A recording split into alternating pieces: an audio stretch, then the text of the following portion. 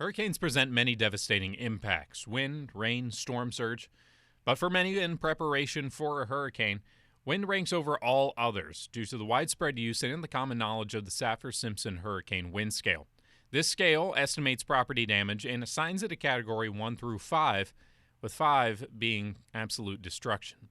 Therein lies the problem, as the category assigned to a hurricane is based on its wind speed and nothing else. Winds are just one part of the hurricane, and in fact, not even the deadliest impact.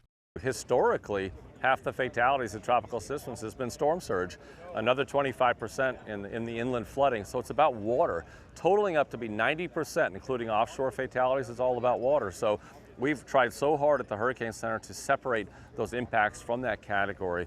Ken Graham heads the National Hurricane Center, who is working to reduce that number by issuing storm surge watches and warnings, in addition to the hurricane and tropical storm warnings since 2017.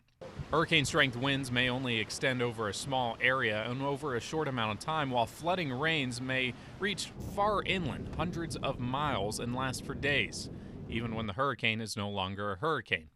The Carolinas saw this firsthand with Florence last year with devastating impacts, which, as you remember, made landfall as a Category 1, proving that just a Category 1 is not a phrase that should dictate your hurricane preparation.